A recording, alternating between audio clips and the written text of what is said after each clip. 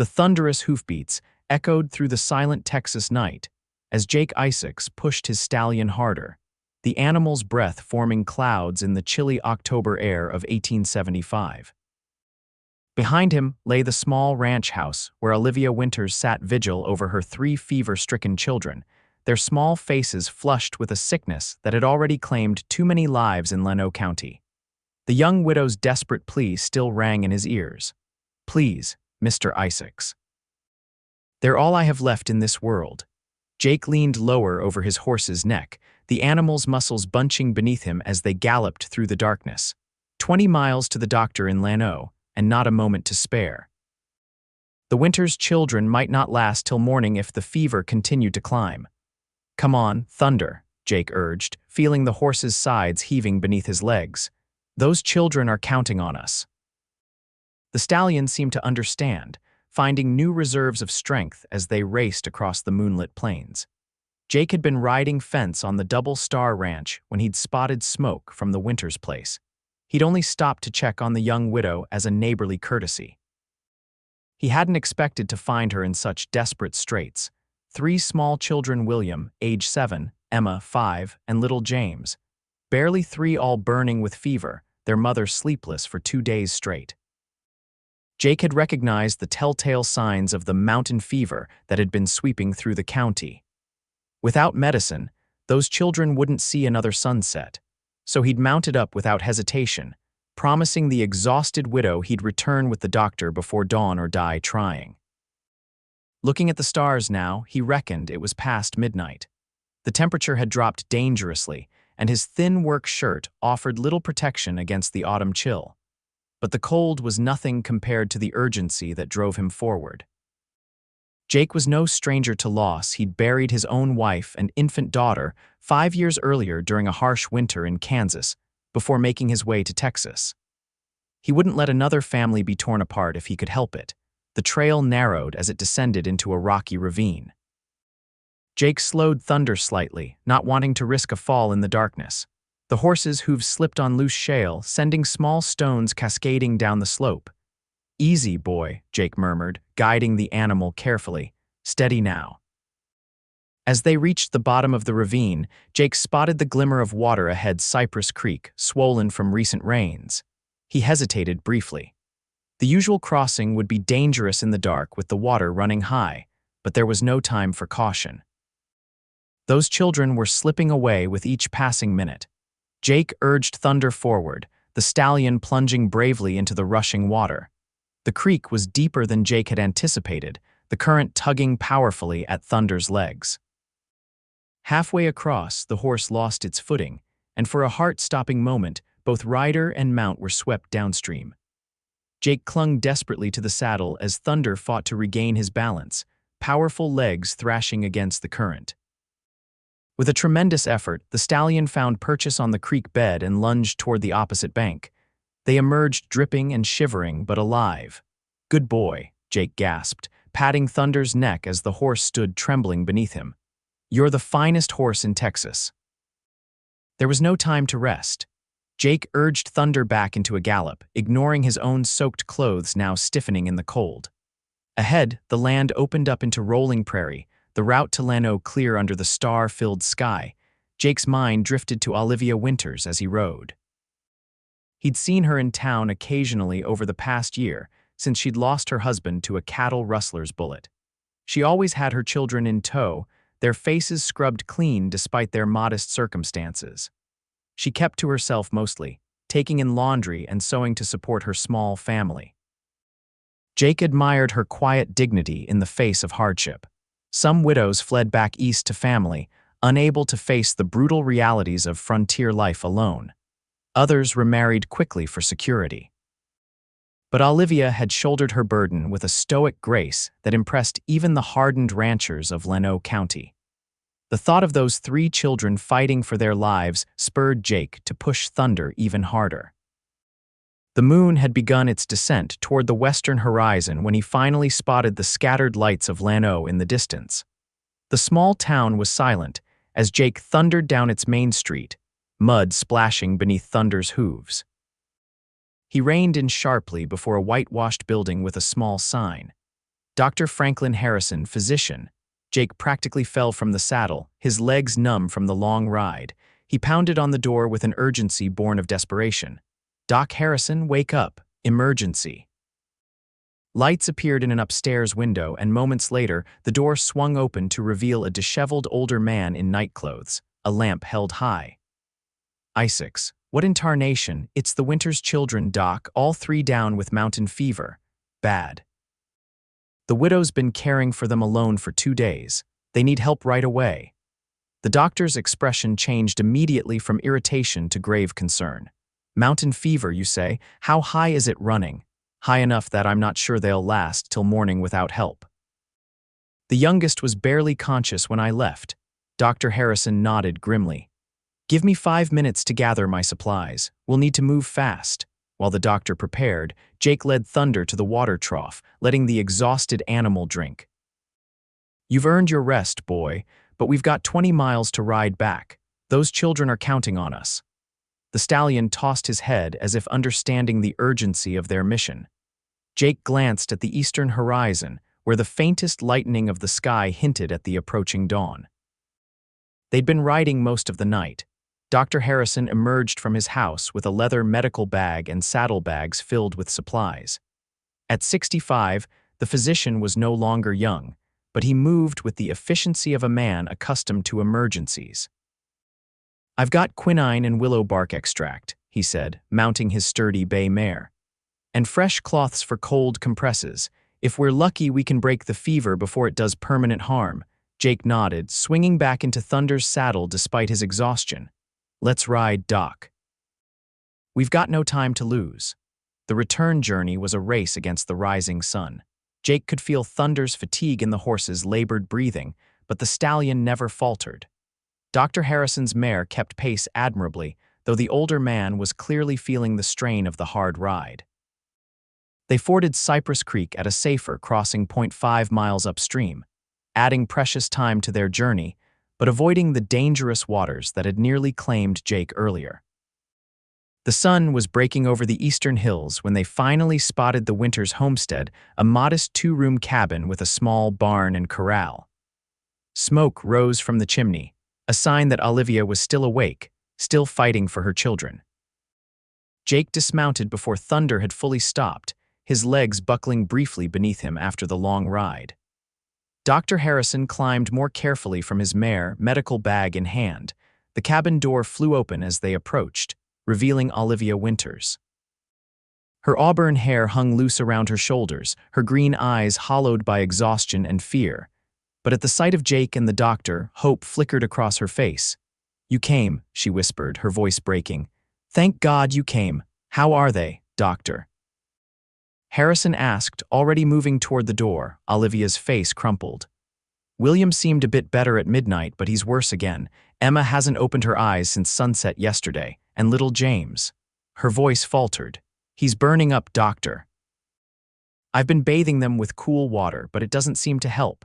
The doctor nodded grimly, following her inside. Jake hesitated at the threshold, uncertain if he should intrude on such a private family crisis. But Olivia turned to him with imploring eyes. "Please come in, Mr. Isaacs. You rode all night for us. I'd be grateful if you'd stay." Inside, the cabin was neat but sparse. A cooking area and small table occupied one end, while 3 small beds had been arranged near the fireplace where the children lay. The heat inside was stifling, necessary for the cool water treatments, but adding to the oppressive atmosphere of illness. Dr. Harrison went immediately to work, examining each child in turn, his weathered face growing more concerned with each moment. He opened his bag, extracting bottles and instruments. "Mrs. Winters, I need hot water, clean cloths, and every blanket you have," he ordered. "Mr. Isaacs, help me get these children cooled down. We need to break this fever now." For the next hour, Jake worked alongside Olivia, following Dr. Harrison's instructions. They bathed the children with tepid water, administered doses of bitter-tasting medicines, and applied cool compresses to their foreheads and wrists. Little James was the worst. The 3-year-old's breathing came in shallow gasps, his tiny body radiating heat like a blacksmith's forge. "Come on, little man," Jake murmured as he carefully sponged the boy's feverish skin. "You've got to fight." Beside him, Olivia worked with quiet desperation, her hands trembling slightly as she tended to Emma. When the little girl whimpered in delirium, calling for her father, Olivia's composure finally cracked. Silent tears streamed down her face as she continued to bathe her daughter's forehead. Without thinking, Jake reached across and squeezed her hand. "They're fighters, Mrs. Winters, like their mother." Her grateful glance pierced something in Jake's heart that he'd thought long buried. By midday, there was a subtle change. William's fever had decreased slightly, and Emma had taken some water without difficulty.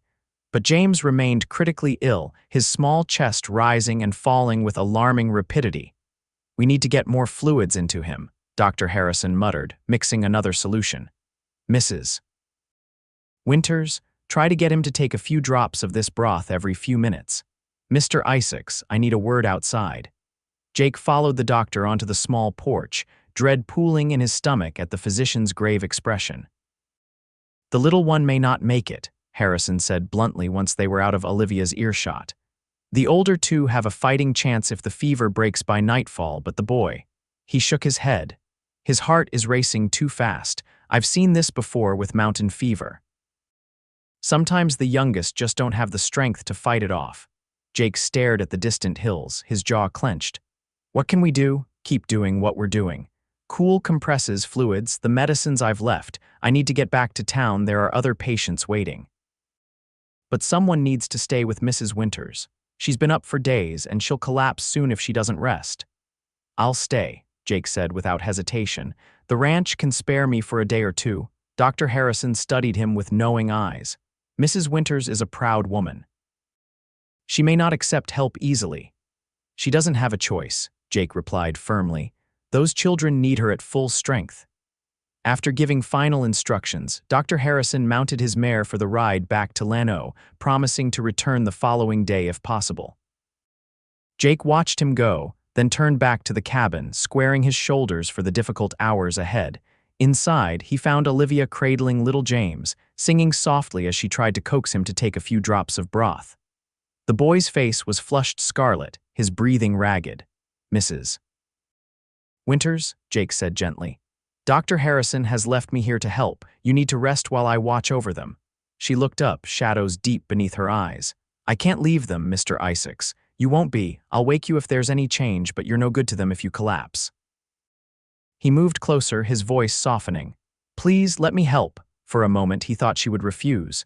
Then her shoulders sagged slightly, the exhaustion of days finally catching up with her. "Just for an hour," she conceded. "Wake me if any of them needs me. I promise."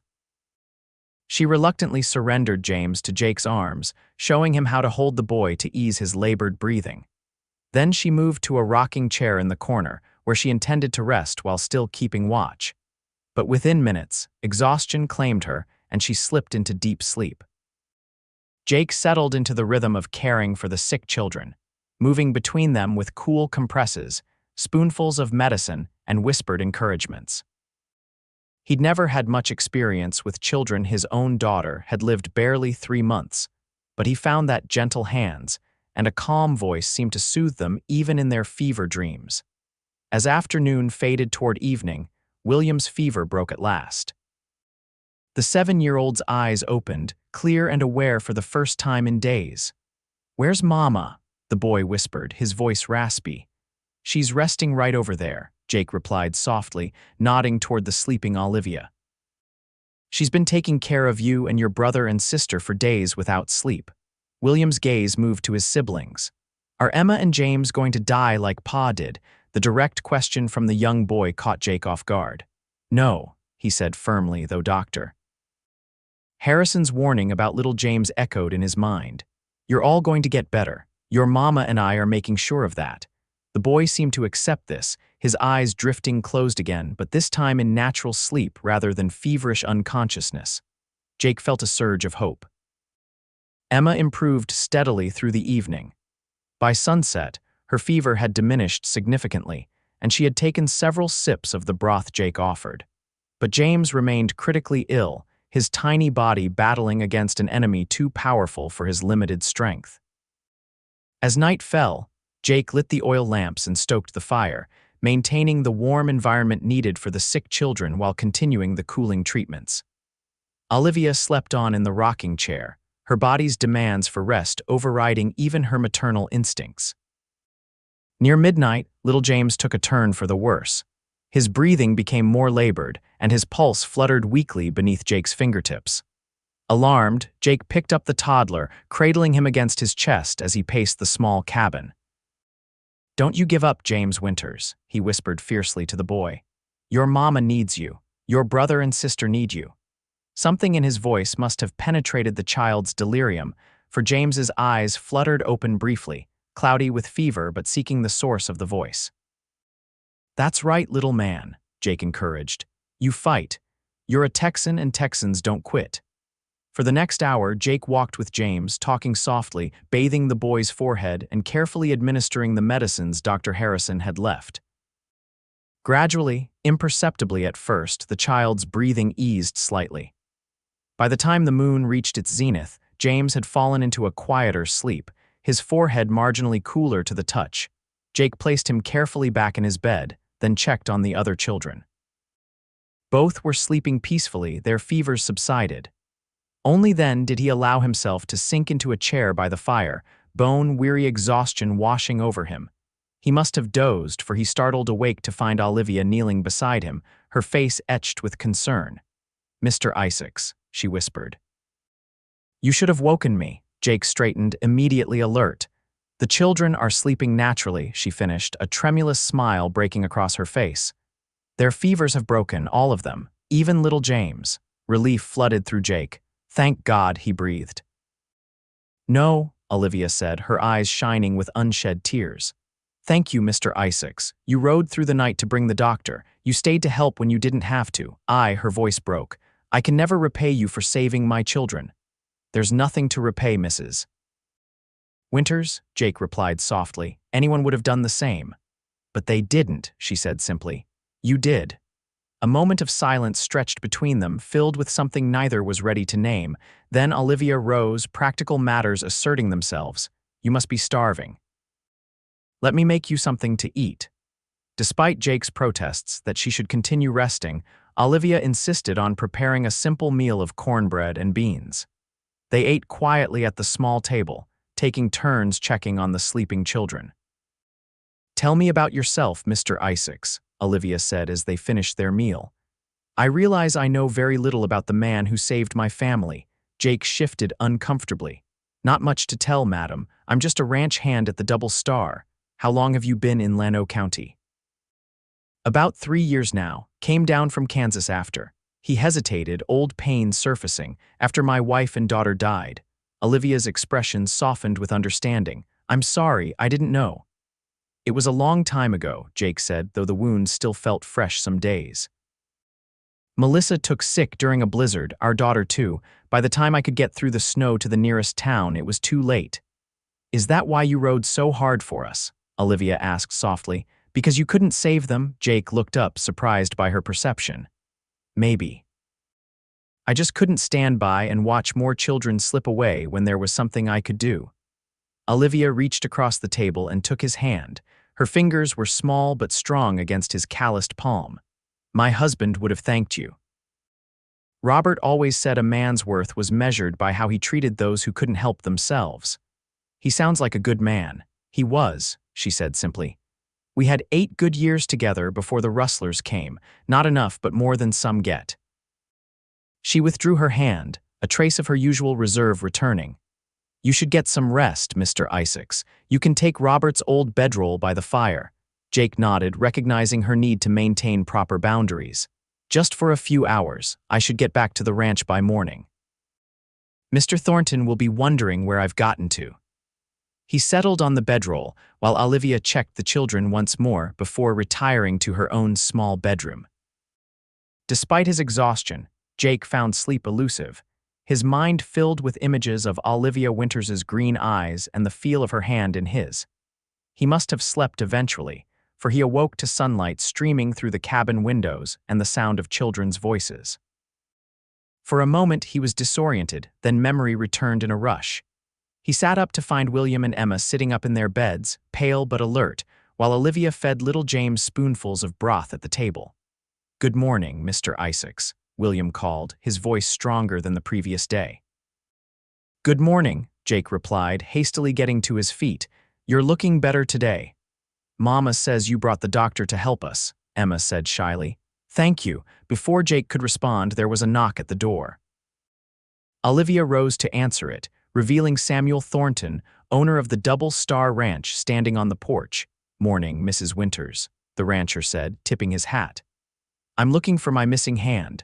Somebody said they saw Jake riding hell for leather toward town last night." "Mr. Isaacs is here," Olivia confirmed, stepping back to allow Thornton inside. "He rode to Lano for the doctor when my children fell ill with mountain fever. If not for him." Her voice faltered. Thornton's stern expression softened as he took in the scene: the recovering children, the evidence of the night's vigil. His gaze settled on Jake, who had risen respectfully at his employer's entrance. "I apologize for not sending word, Mr. Thornton," Jake began. "There wasn't time," Thornton waved away the explanation. "No need for apologies, Isaacs. Saving children's lives takes precedence over mending fences." The rancher turned to Olivia. "How are they doing, Mrs. Winters?" "Much better, thank God," she replied. "Doctor Harrison says they should make a full recovery with rest and proper care." "Glad to hear it," Thornton said sincerely. Then, to Jake, "Take the day, Isaacs. Make sure Mrs. Winters has everything she needs. You can report back tomorrow." "Yes, sir, thank you." After Thornton departed, Jake turned to find Olivia watching him with an expression he couldn't quite decipher. "You don't have to stay," she said. "We'll manage fine now."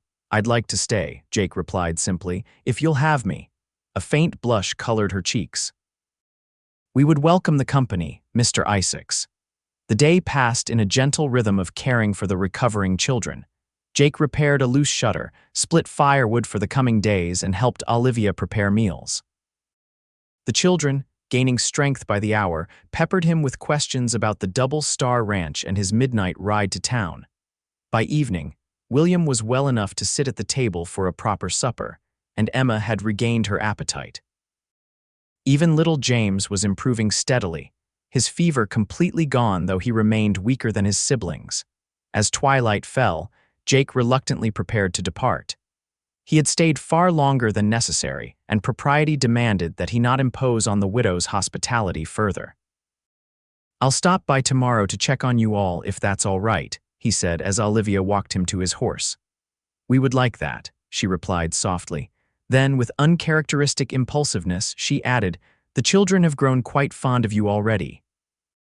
"And I of them," Jake admitted, surprised by how true it was. In just 2 days, the Winters children had worked their way into his heart. For a moment, they stood in silence, the evening breeze stirring Olivia's hair. Then she reached out and squeezed his hand briefly. "Thank you, Jake," she said, using his given name for the first time. "For everything." He rode away with the warmth of her touch lingering on his hand, wondering at the unexpected turn his life had taken in just 2 days. Over the following weeks, Jake found himself drawn back to the Winters homestead whenever his duties at the Double Star permitted. At first, he justified his visits as checking on the children's recovery. But as autumn deepened toward winter, even he had to admit there was another reason he rode the 5 miles to the Winters place so regularly. Olivia welcomed his visits with increasing warmth, her initial reserve gradually melting away. The children openly adored him, running to greet him whenever Thunder's hoofbeats sounded in the yard. William, especially, attached himself to Jake, hungry for male guidance and companionship. As November arrived with its shorter days and frosty mornings, Jake began helping Olivia prepare her small ranch for winter. He repaired the roof, reinforced the barn, and cut enough firewood to last through the coldest months. "You don't have to do all this," Olivia protested one afternoon as Jake mended a broken corral fence. "You have your own work at the Double Star." "Mr. Thornton doesn't mind," Jake replied, hammering a nail with perhaps more force than necessary. "Besides, winter's coming. You need to be ready."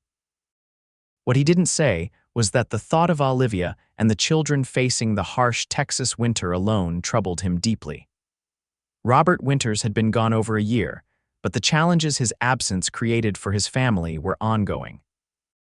On a crisp December afternoon, Jake arrived at the Winters homestead to find an unfamiliar horse tied to the hitching post. Inside, he discovered Olivia engaged in tense conversation with a well-dressed man he recognized as Howard Jenkins, the banker from Lano. "Mr. Isaacs," Olivia said, relief evident in her voice. "This is Mr. Jenkins from the Lano Mercantile Bank." Jenkins nodded curtly, clearly displeased by the interruption.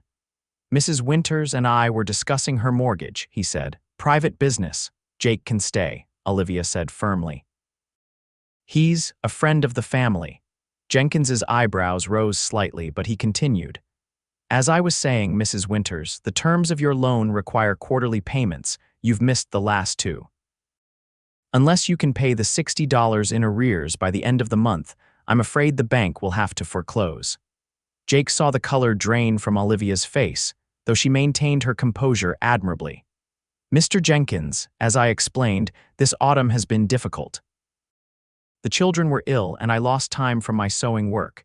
If you could extend the deadline until spring, the bank has already been most generous." "Mrs. Winters," Jenkins interrupted.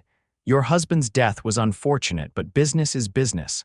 The deadline stands December 31st. Good day." After the banker departed, Olivia sank into a chair, her face in her hands. The children, who had been playing outside, came running in, falling silent at the sight of their mother's distress. "Why don't you three go gather eggs for supper?" Jake suggested gently. When they had gone, he knelt beside Olivia's chair. "How bad is it?" "Impossible," she whispered, looking up with reddened eyes. "I have $12 saved. Even if I sold everything we own, I couldn't raise $60 by the end of the month." Jake's mind raced through options. What about family? "Is there anyone who could help?" Olivia shook her head. "My parents died years ago. Robert's family is back east, and they never approved of his coming to Texas." She straightened, composing herself with visible effort. "I'll find a way. Perhaps Mrs. Thornton needs more sewing done." Jake knew the futility of this hope. Even the most generous payment for sewing wouldn't come close to the amount needed. "I have some savings," he said abruptly. "Not $60, but maybe 30. Combined with your 12, no," Olivia interrupted firmly. "I won't take your money, Jake. You've done enough for us already." "It's not charity," he protested.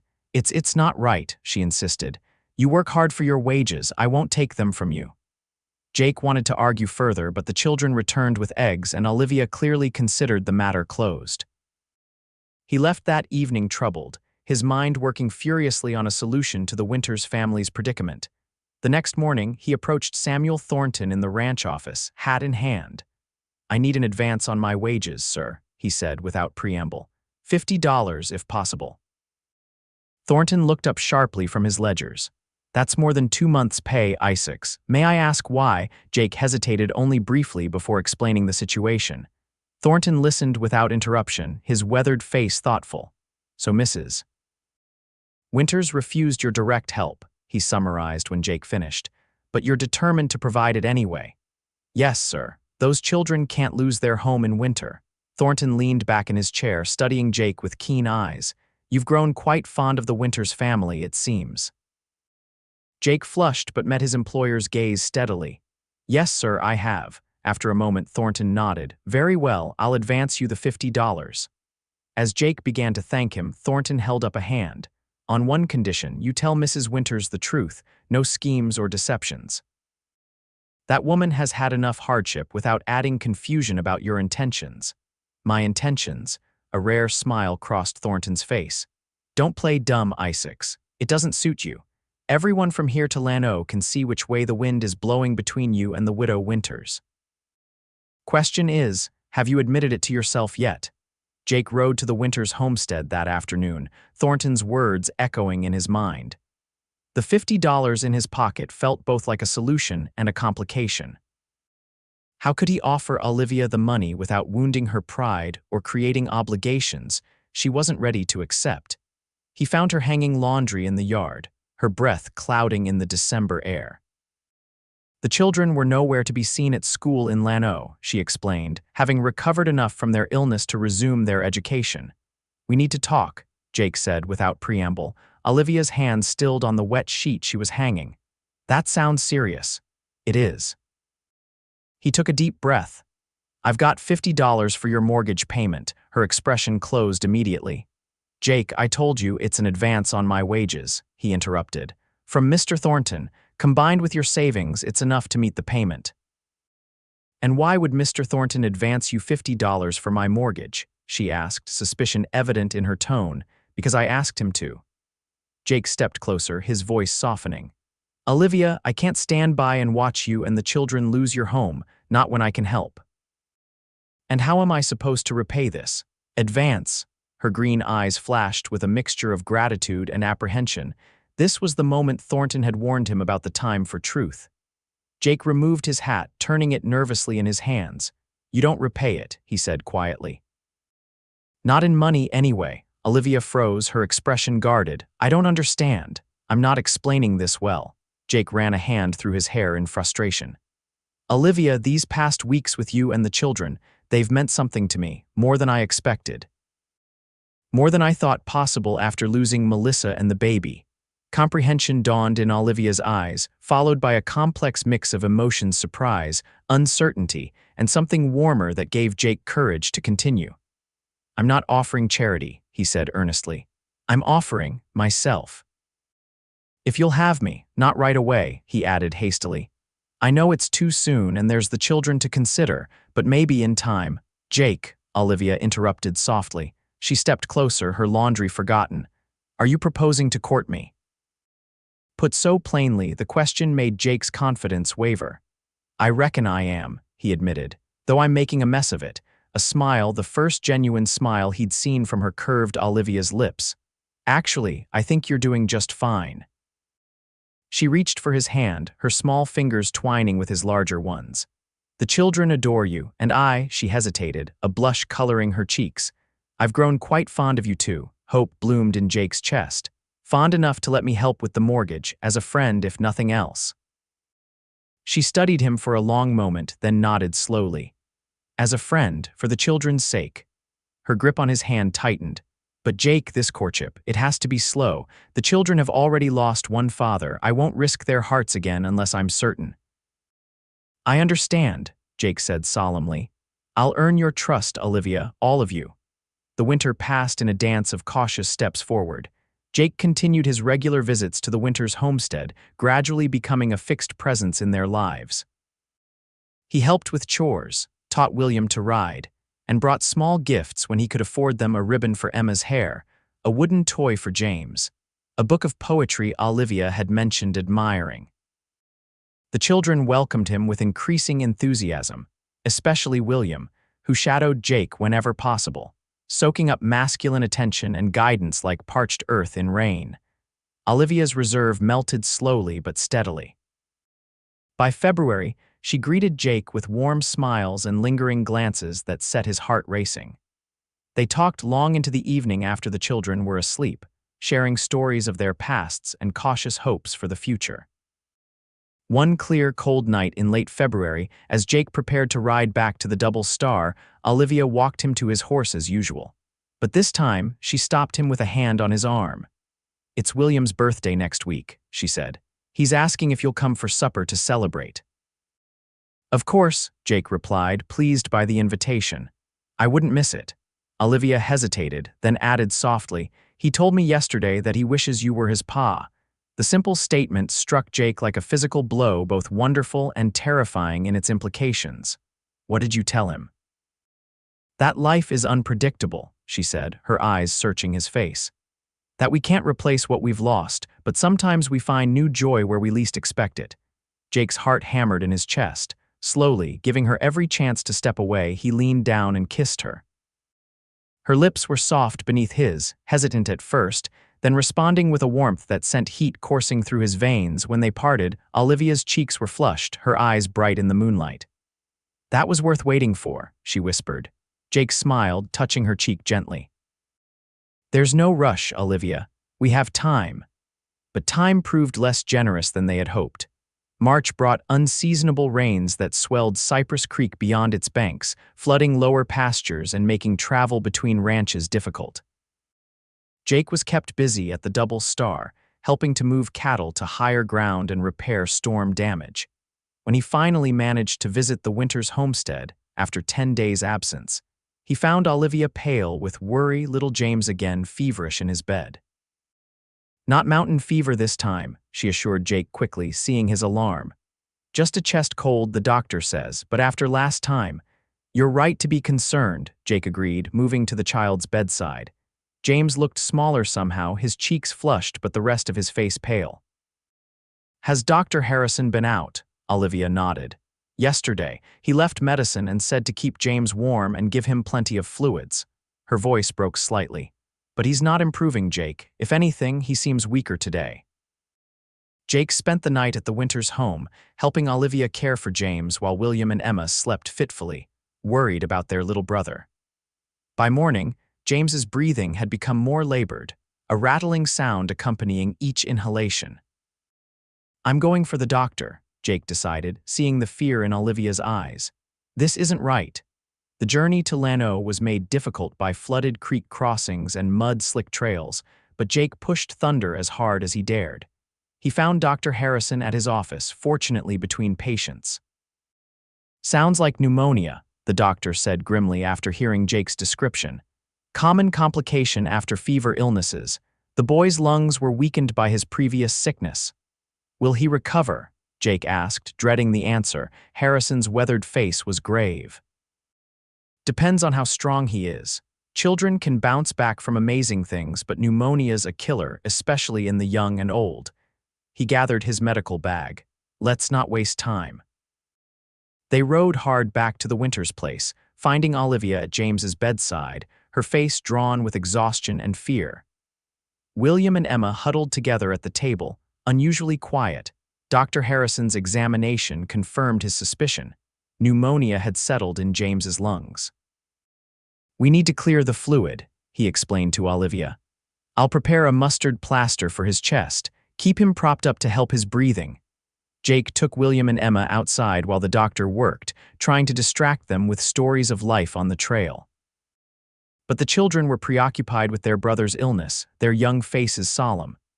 "Is James going to die like Pa did?" Emma asked suddenly, her small voice trembling. Jake knelt before the children, meeting their anxious gazes. "Your brother is very sick," he said honestly.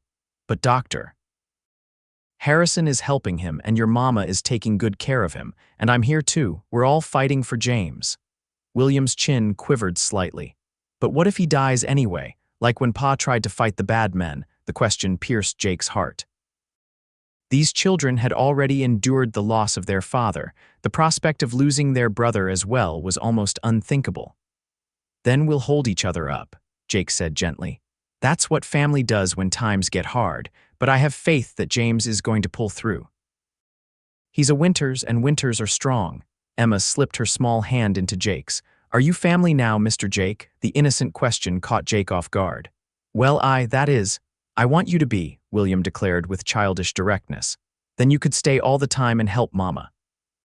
She smiles more when you're here." Before Jake could formulate a response, Dr. Harrison called them back inside.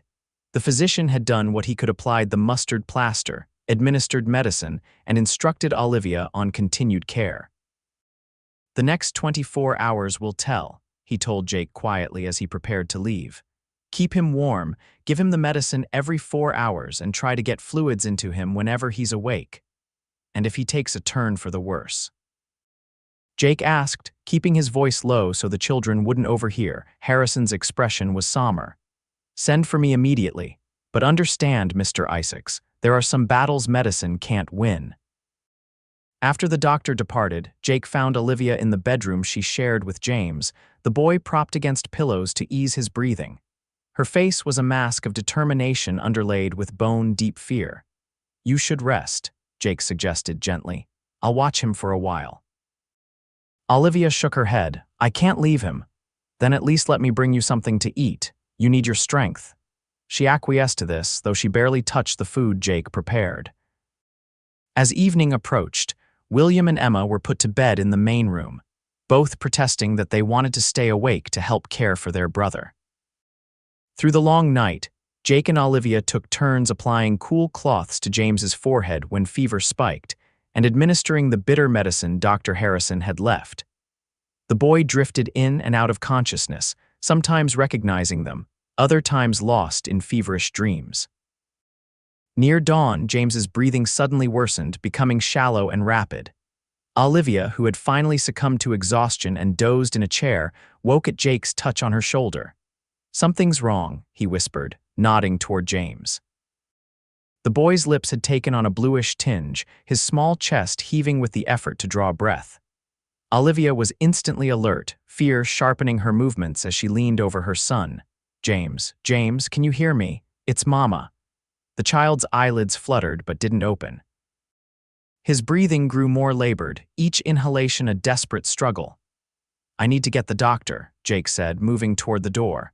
"There's no time," Olivia replied, her voice breaking. "Jake, he's slipping away." Jake returned to the bedside, his own heart pounding with fear and helplessness. In that moment, he remembered something his father, a cavalry medic during the war, had once described: a technique used to clear fluid from drowning victims' lungs. "We need to drain his lungs," he said suddenly. "Help me sit him up." Together, they positioned James upright, Jake supporting the boy's slight weight. "Hold him steady," Jake instructed. Then, with gentle but firm movements, he began to percuss James's back, using cupped hands to create vibrations through the child's chest. "What are you doing?" Olivia asked, her voice tight with anxiety. "Trying to loosen the fluid in his lungs," Jake explained, continuing the rhythmic percussion. "My father was a medic. He used this technique on soldiers with lung fever." For several minutes, Jake worked steadily, alternating percussion with gentle pressure on James's back. Just as he began to fear the effort was futile, the boy gave a weak cough, then another, stronger one. Suddenly, James was seized by a violent fit of coughing that brought up thick phlegm. Olivia quickly wiped her son's mouth with a cloth, tears streaming down her face as James drew a clearer breath, then another. The bluish tinge began to recede from his lips. "That's it, little man," Jake encouraged, continuing the percussion more gently now. "Cough it all out." By the time the sun rose, James's breathing had eased significantly. His fever had broken, and though he was weak, his eyes were clear when they opened. "Mama," he whispered, the first word he'd spoken in days. Olivia gathered him into her arms, her tears falling onto his tousled hair. "I'm here, my brave boy, I'm here." Over James's head, her eyes met Jake's, a world of gratitude and something deeper in their green depths. In that moment, something shifted between them, a threshold crossed that neither could turn back from. The following days brought steady improvement in James's condition. The crisis had passed, and though recovery would be slow, Dr. Harrison confirmed that the worst was behind them. "Whatever you did that night saved the boy's life," the doctor told Jake privately. "Mrs.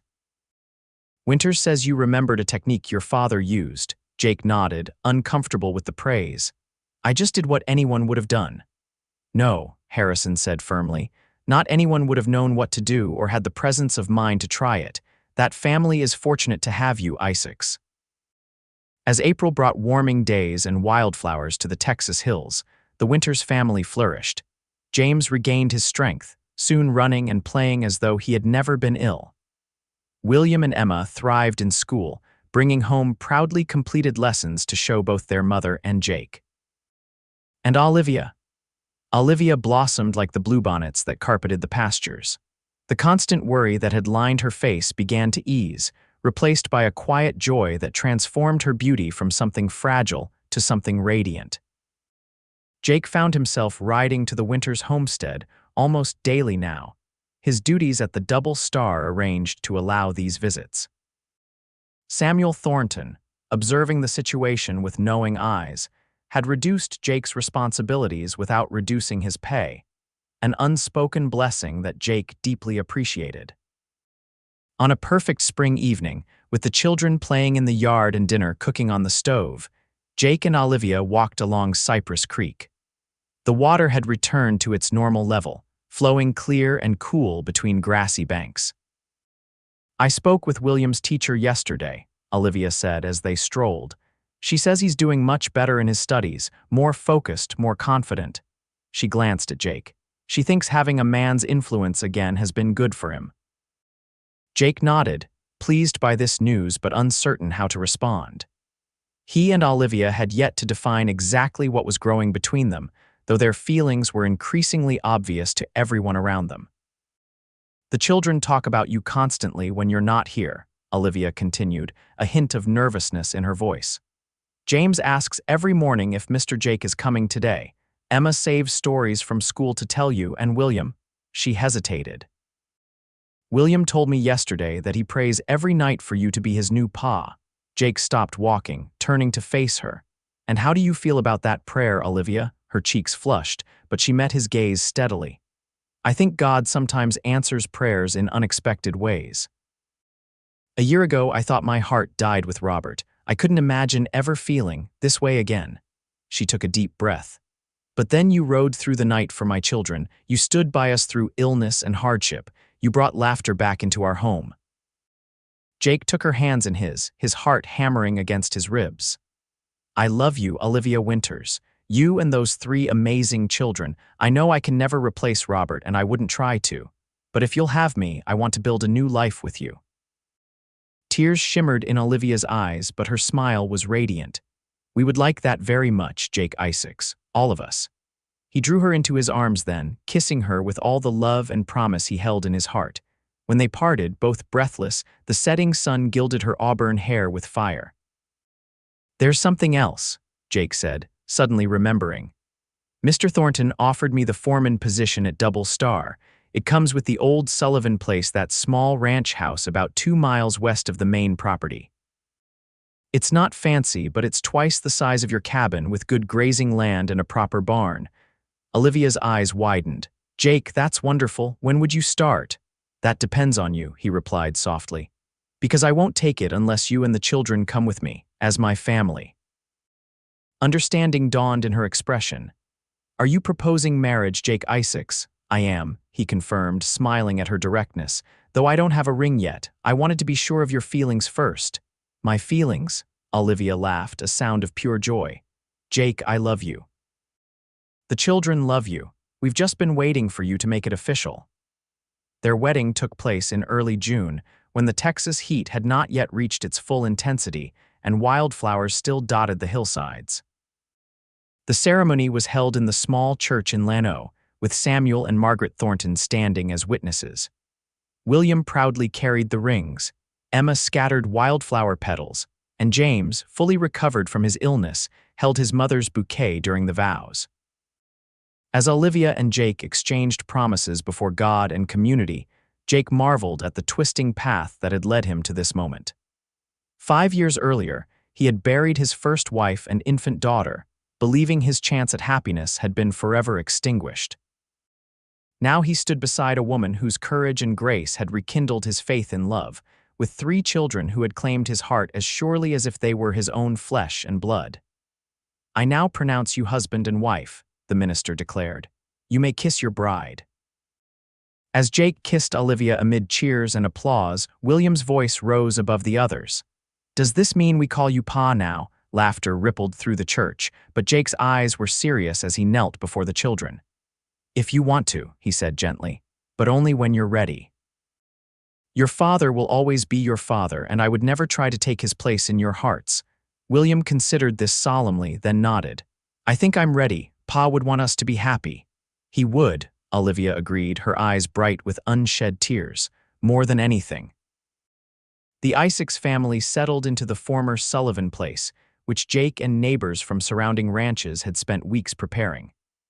The house was modest but comfortable, with separate bedrooms for the boys and for Emma, a luxury the children had never known in their small cabin. Jake's duties as foreman kept him busy, but he arranged his schedule to be home for supper each evening and to attend important school events. Olivia established a vegetable garden that soon became the envy of neighboring ranches, and her sewing business continued to flourish, now operating from a sunny corner of their new home. As summer gave way to autumn, the family fell into comfortable rhythms. The children thrived under the stability of their new life, their nightmares about losing loved ones gradually fading. William, now 9, began accompanying Jake on shorter ranch duties, learning the basics of cattle management with eager enthusiasm. Emma discovered a talent for numbers that impressed her teachers, while James, having fully recovered from his illnesses, grew sturdy and adventurous.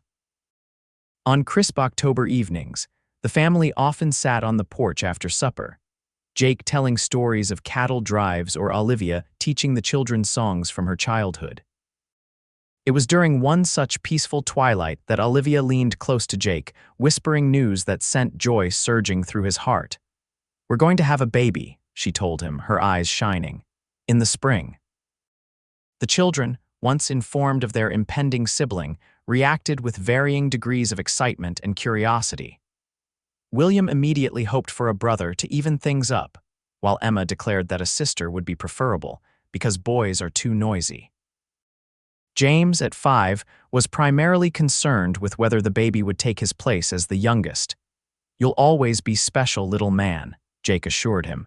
"Being a big brother is an important job. That baby will look up to you for guidance."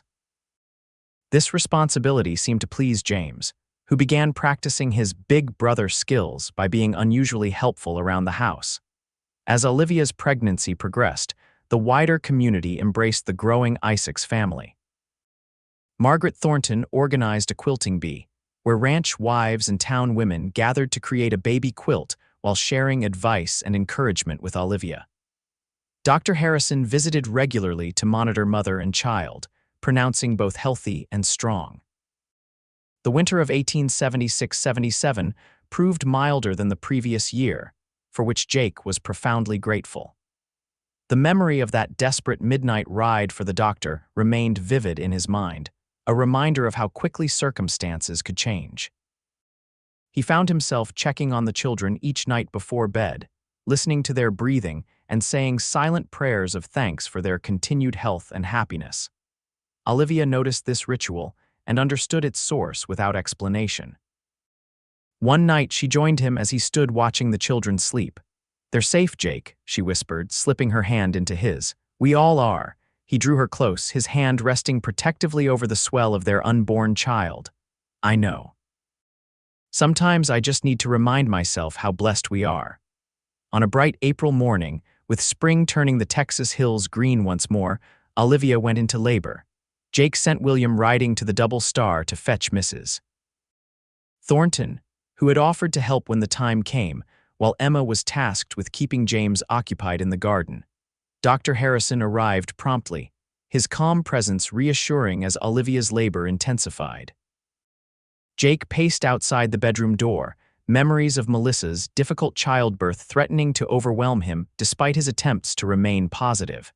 After several tense hours, Margaret Thornton emerged from the bedroom, her face wreathed in smiles. "You can go in now, Jake. You have a fine, healthy son." Jake entered the bedroom with heart pounding, finding Olivia propped against pillows, tired but radiant, a small bundle cradled in her arms.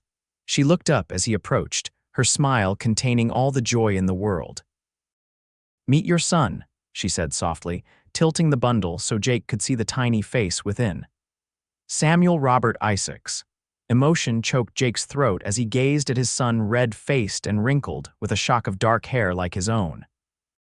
Carefully, he sat beside Olivia on the bed, reaching out to touch the baby's impossibly small hand. "He's perfect," Jake whispered, voice thick with wonder. "You're perfect. I love you both so much." "We love you too," Olivia replied, leaning against his shoulder. "All 5 of us." When the older children were allowed to meet their new brother, their reactions were everything a parent could hope for. William approached solemnly, studying the infant with intense curiosity before declaring him smaller than expected but still good. Emma immediately asked to hold him, her natural nurturing instincts emerging as she cradled him with careful hands. James, after initial skepticism, was won over when baby Samuel gripped his finger with surprising strength. "He likes me best," James announced with satisfaction. As spring blossomed into summer, the Isaacs family settled into new rhythms accommodating their youngest member. Samuel proved to be a contented baby, his sunny disposition making the inevitable disruptions of nighttime feedings and diaper changes easier to bear. On warm evenings, the family often gathered under the large oak tree behind the house. Jake would play his harmonica, a skill he'd recently revived, while Olivia sang, and the children danced or listened, baby Samuel cradled in someone's arms. These simple moments, filled with music and laughter under Texas skies, were treasures Jake stored in his heart. One such evening, as twilight painted the western horizon in shades of gold and crimson, William sat beside Jake on the porch steps, both watching Olivia dance with Emma and James while Samuel slept in a basket nearby. "Pa," William said suddenly, his young face serious. "Do you think my first father would mind that I call you Pa now?" Jake considered the question carefully, knowing its importance to the boy. "No, son, I don't think he would mind. Your father loved you and wanted you to be happy and safe. I believe he would be glad to know another man cares for his family when he no longer could." William nodded, absorbing this. "I remember him sometimes, not as much as I used to." "That's natural," Jake assured him. "But you know what? As long as we keep talking about him and remembering the things he taught you, he's never really gone." The boy leaned against Jake's shoulder, a gesture of trust that warmed Jake's heart. "I'm glad Mama found you," William said simply, "even if it took us all getting sick for you to come." Jake put his arm around the boy's shoulders, thinking of that desperate midnight ride that had changed the course of so many lives. Sometimes the hardest journeys lead us exactly where we're meant to be. As stars began appearing in the darkening sky, Olivia gathered the children for bedtime. Jake lifted a sleepy James onto his shoulders while Olivia carried baby Samuel and held Emma's hand. William walked ahead, importantly carrying the lantern to light their way to the house. Later, with the children asleep and the house quiet save for Samuel's occasional soft sounds from his cradle, Jake and Olivia sat together on the porch, her head resting on his shoulder. "I was thinking about that night you rode for the doctor," Olivia said softly. "How close we came to losing everything." Jake tightened his arm around her. "But we didn't, and now look at all we've gained." She lifted her face to his, moonlight silvering her auburn hair. "Do you ever think about how different our lives might have been if you hadn't happened to be riding fence that day? If you hadn't seen the smoke from our chimney?" "I try not to," Jake admitted. "Some things are best not dwelled upon." He kissed her gently. "I prefer to be grateful for what is, rather than fearful of what might have been." Olivia nodded against his shoulder. "When Robert died, I thought my life was over. I couldn't imagine finding joy again, much less love. I was just trying to survive each day for the children's sake." She looked up at him, her eyes bright in the moonlight. "Now I wake each morning grateful for another day with you and our family. You gave us more than help that night, Jake. You gave us hope." Jake thought about the twisting path of grief and healing that had brought them together, how his own tragedy had prepared him to recognize Olivia's desperation that day. How her children's illness had opened the door to a love he'd thought forever beyond his reach. "Maybe that's what life is," he said thoughtfully. "A series of hard rides through dark nights, not knowing if we'll reach our destination in time, but we keep riding anyway because others are counting on us." "And sometimes," Olivia added, her hand finding his, "we discover that in saving others, we save ourselves as well." As they sat together under the vast Texas sky, surrounded by the peaceful sounds of their sleeping children, Jake Isaacs reflected on the perfect truth of her words. In that desperate midnight ride for the doctor, he had found not just a family to love, but his own path to healing and redemption. And in the years to come, through droughts and rainy seasons, through joys and sorrows, through the inevitable challenges that life would bring, the Isaacs family would face each dawn together, bound by a love that had been forged in crisis, but would endure through all the seasons of their lives.